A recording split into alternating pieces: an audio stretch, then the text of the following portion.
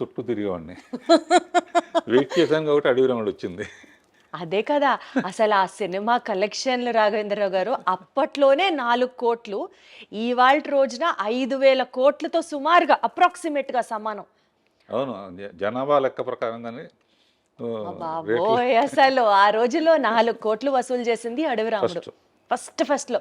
అంటే lady oriented సినిమాలు, family సినిమాలు చేసే మీకు అప్పట్లో ఒక ఒక కమర్షియల్ సినిమాని తీయాలి. అప్పటి లెజెండరీ యాక్టర్ ఎన్టీఆర్ గారితో మీరు చేయడం అనేది ఆ డెసిషన్ తీసుకోవడానికి మీకు ఇన్స్పిరేషన్ ఏంటి?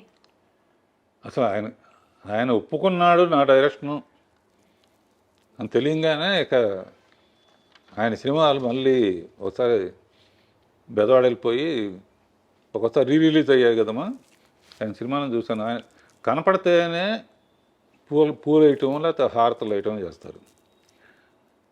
నడిచి వస్తేనే అలా చేస్తున్నారు, ఏనుగు మీద వస్తే ఎలా ఉంటుంది అని ఏనుగు మీద అవును గజారోహణం ఏదో అంటారుగా. ఏనుగు మీద రావాలంటే అడవికి వెళ్ళాలి. అడవికి వెళ్ళాలంటే వాడు టార్జాన్ అయి ఉండాలి. టార్జాన్కి సూట్ అవ్వదు. అప్పుడు ఏం చేయాలని ఆలోచించి ఎప్పుడు ఫారెస్ట్ ఆఫీసరు విలన్స్ కుమ్మక్కవుతారు.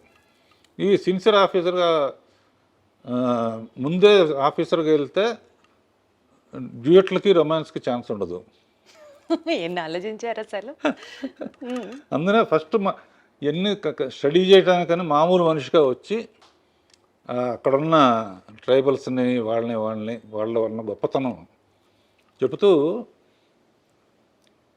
కొన్ని రోజులైన తర్వాత నాకు భయం వేస్తున్నాను. అప్పటికి రామారావు కృష్ణుడి ఫోటోలు కానీ రాముడి ఫోటోలు కానీ ఇళ్లలో పెట్టుకునేవాళ్ళు.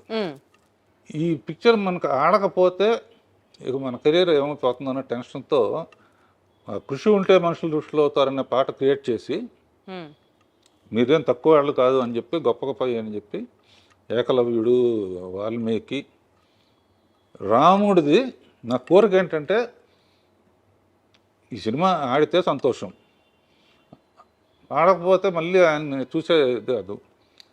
సరే రాముడు ఎట్లా ఉంటాడో మనకు తెలియదు, ఆయనలాగానే ఉంటాడు. చాలామంది అంటారు నిజంగా రాముడు ప్రత్యక్షమైనా కూడా నువ్వు కాదులే అంటారు. అంత బ్రాండ్ ఉంది దానికి, కృష్ణుడు కానీ రాముడు కానీ. నా కోరిక ఏంటంటే లాస్ట్ షాట్ రాముడుగా చూడాలని మనసులో అనుకుని ఆ షాట్ లాస్ట్లో తీసి ఆ శబరి చేసే యాక్షన్ని యాక్ట్ చేసి చూపించి కాళ్ళకి నమస్కారం. జన్మ ధన్యమైంది అనుకున్నాను.